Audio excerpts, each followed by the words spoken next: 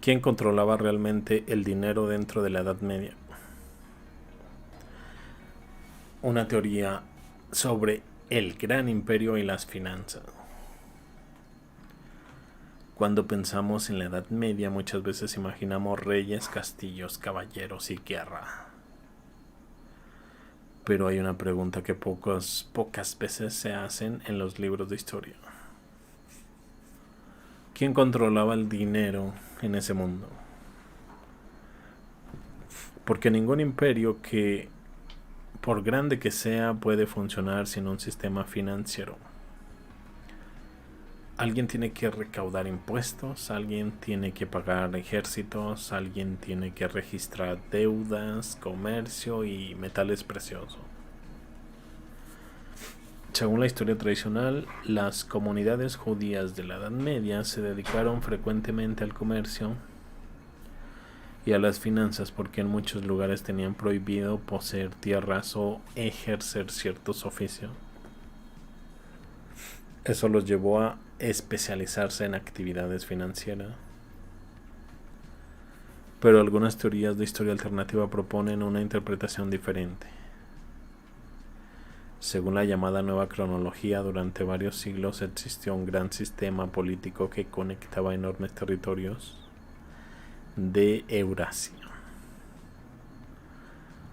Un imperio que algunos investigadores identifican con lo que en antiguos mapas aparece como Tartaria o el Imperio de la Horda. En ese sistema, dicen estas teorías, la sociedad estaba organizada en grupos profesionales bastante definidos.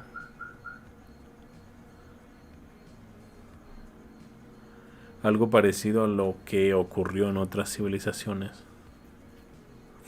Por ejemplo, en la India existían castas de guerreros, trabajadores, sacerdotes y administradores. Cada grupo tenía funciones muy específicas dentro del sistema. Según esta interpretación alternativa, en el Gran Imperio también habría existido un grupo especializado en las finanzas imperiales. Una especie de tesorería internacional encargada de manejar impuestos, comercio entre regiones, pagos al ejército, circulación de metales preciosos. Un trabajo que requería habilidad muy particular. Contabilidad, registro de deudas, normas financieras muy estrictas. Aquí aparece una idea muy interesante. Algunos investigadores sugieren que dentro de este gremio financiero pudo haberse desarrollado una identidad religiosa o cultural propia. Con el tiempo esa comunidad podría haber evolucionado a lo que hoy conocemos como el judaísmo medieval. Según esta hipótesis, los judíos no habrían sido originalmente un pueblo disperso sin estructura política, sino parte de un estrato profesional dentro de un gran sistema imperial. Esto también explicaría algo curioso. A lo largo de la historia, comunidades judías aparecen en lugares muy distantes. En Europa, Oriente Medio, Asia, norte de África. Como si hubieran estado conectadas por una red internacional mucho antes de la globalización moderna. Para algunos investigadores, esto podría recordar a una red financiera imperial. En ese contexto, el imperio habría funcionado como un sistema enorme de varias estructuras de poder.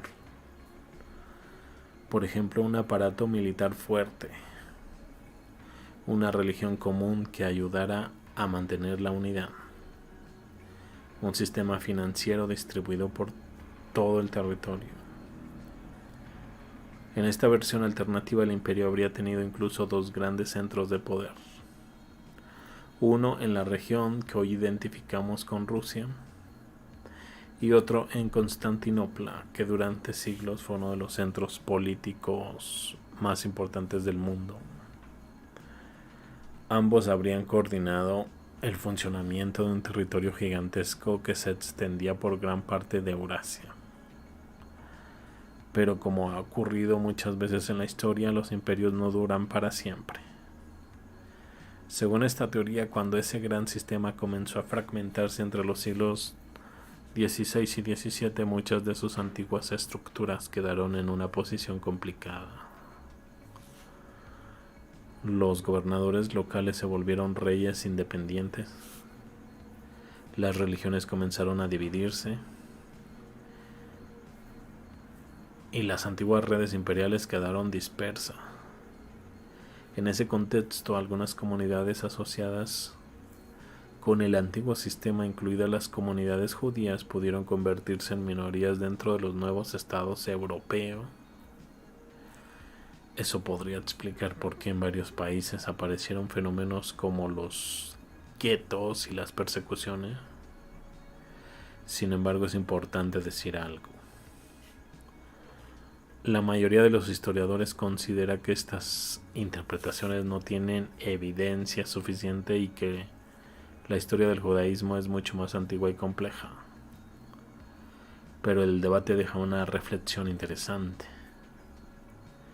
porque en todas las grandes civilizaciones siempre existe una pregunta clave. ¿Quién controla el poder militar? ¿Quién controla las leyes? ¿Y quién controla el dinero? A veces la historia visible habla de reyes y batallas, pero detrás de los imperios también existen redes invisibles de administración, comercio y finanzas. Y en muchos casos esas redes sobreviven incluso cuando los imperios desaparecen. Se puede calcular la historia. La datación astronómica que desafía la cronología oficial. Imagina por un momento que la historia no se estudiara solo con documentos, crónicas o ruinas arqueológicas, sino que también con matemáticas y astronomía. Eso es exactamente lo que propusieron los dos investigadores rusos, Anatoly Fomenko y Gleb Nosovsky. Según ellos, muchas fechas de la historia antigua podrían estar equivocadas y la forma de comprobarlo sería usando algo que no puede falsificarse fácilmente: el movimiento de los planetas y las estrellas. ¿Por qué? Porque la posición de los astros en el cielo puede calcularse con gran precisión miles de años hacia atrás o hacia adelante. Si un texto antiguo describe un eclipse, un horóscopo o una alineación planetaria, la astronomía moderna puede decir exactamente cuándo ocurrió realmente ese fenómeno. Y aquí es donde empieza el misterio. Los investigadores analizaron antiguos horóscopos grabados en monumentos, textos épicos y ataúdes egipcios, y afirmaron que muchos de ellos no encajan con las fechas que la historia oficial les asigna. Por ejemplo, en el famoso poema persa Shahnameh, considerado un relato de reyes de la antigüedad, aparece un horóscopo asociado al reinado del legendario Shah Kai Khosrow. Cuando se calculan las posiciones planetarias descritas en ese horóscopo según la nueva cronología, no coinciden con la antigüedad clásica. La mejor coincidencia astronómica, dicen ellos, aparece en una fecha sorprendente: 7 al 19 de abril del año 1821. Es decir, más de 2000 años después de lo que normalmente se cree. Y el caso no termina ahí. También analizaron varios zodiacos egipcios encontrados en ataúdes antiguos, especialmente los llamados zodiacos de Bruch. Estos contienen representaciones astronómicas que, según la egiptología tradicional, pertenecen a la época faraónica. Sin embargo, al calcular las posiciones de los planetas representados en estos zodiacos, Fomenko y Nosovsky obtuvieron resultados muy distintos. Uno de ellos correspondería al de la noche del 6 al 7 de octubre de 1841. Otro encajaría con el 15 de febrero de 1853 y otro con el 18 de noviembre de 1861. Si estos cálculos fueran correctos, significaría algo extraordinario. Algunas representaciones que hoy se consideran de miles de años de antigüedad podrían ser en realidad mucho más recientes. Para los autores de la nueva cronología, esto no sería una coincidencia aislada. Ellos creen que muchas cronologías antiguas fueron reconstruidas o reorganizadas entre los siglos XVII a XVIII.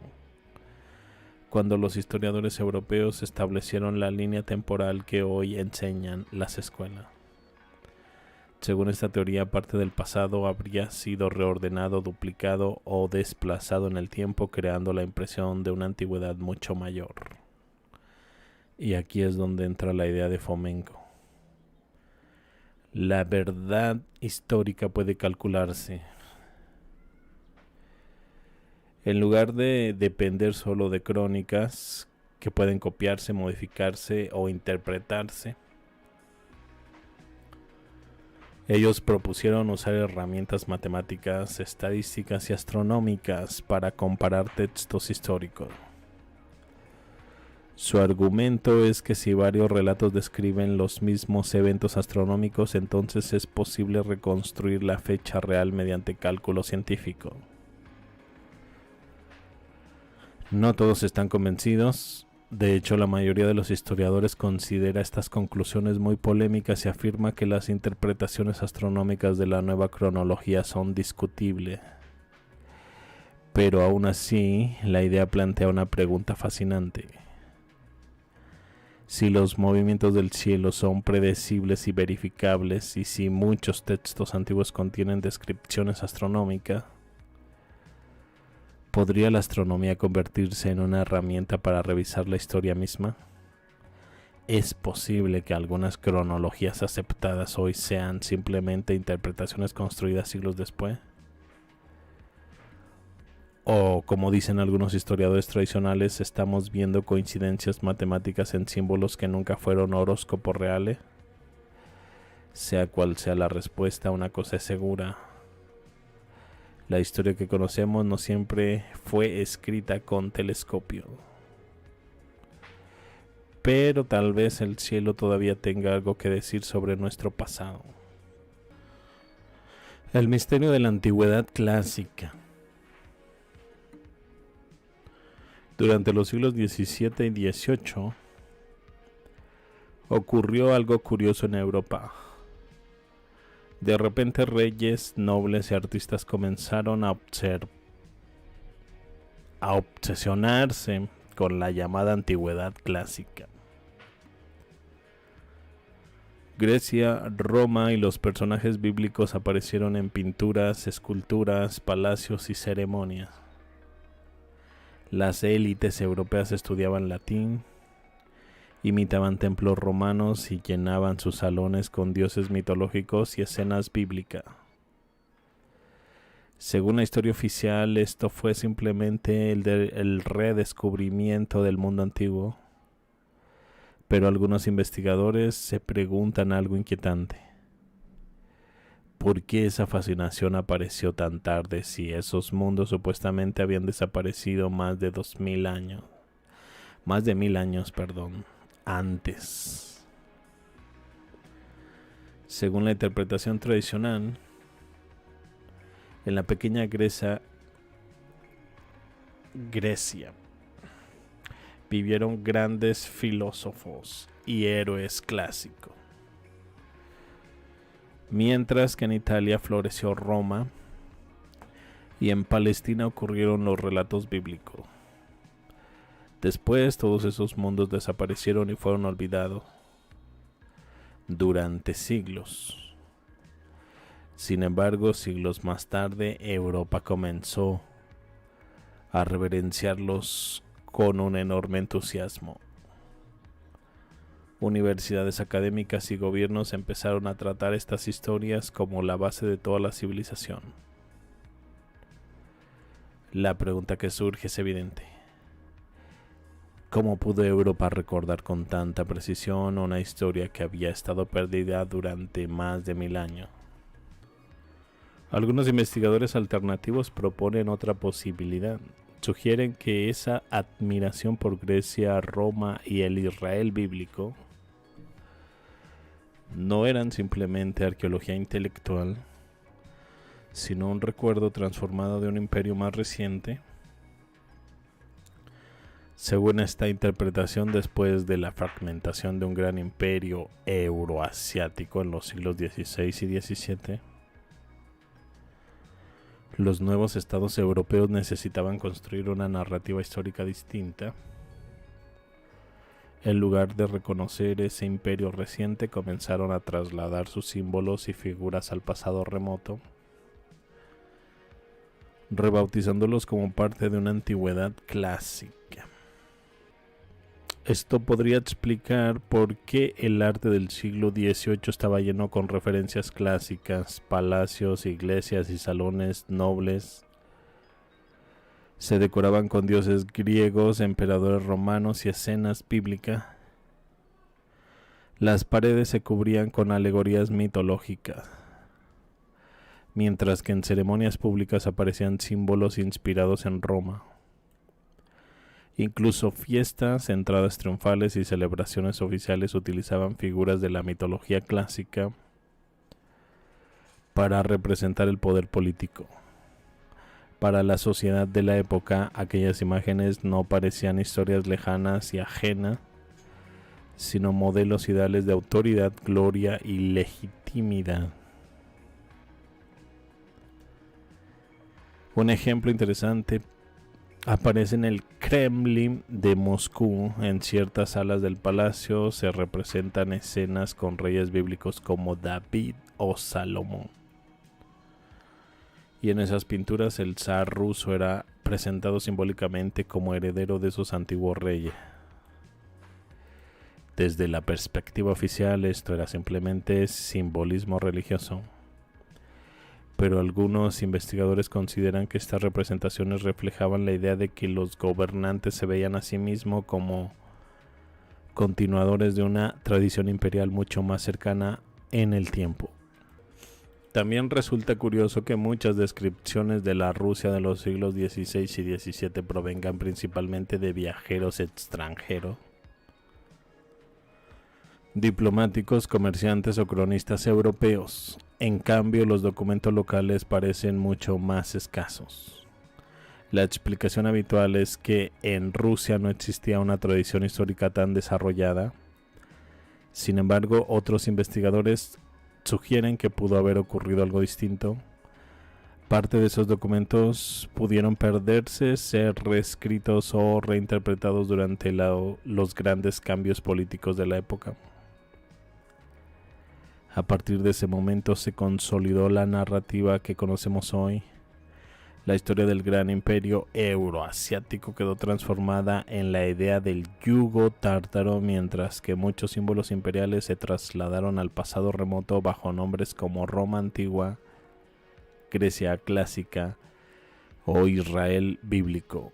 Así los nuevos estados europeos podían reclamar una herencia gloriosa sin vincularla directamente con estructuras políticas recientes. Lo interesante es que este fenómeno coincidió precisamente con la época en que Europa estaba reorganizando su identidad cultural y política. El redescubrimiento de la antigüedad clásica no solo influyó en el arte y la arquitectura, sino también en la educación, la política y la manera en que las sociedades entendían su propio pasado. Y aquí surge la pregunta que todavía provoca un debate entre historiadores, investigadores alternativos y curiosos de la historia. ¿Fue realmente un redescubrimiento del mundo antiguo o una reinterpretación de acontecimientos mucho más recientes que terminaron desplazados miles de años al pasado? Hay algo aquí que no encaja con la versión oficial. Ahora imagina que todo esto no fue un error histórico, sino algo deliberadamente ocultado. Lo que acabas de ver tiene implicaciones que casi nadie quiere explorar. No te vayas ahora, lo que sigue es clave. La siguiente pieza está apareciendo ahora mismo en una de las ventanas. Dale clic.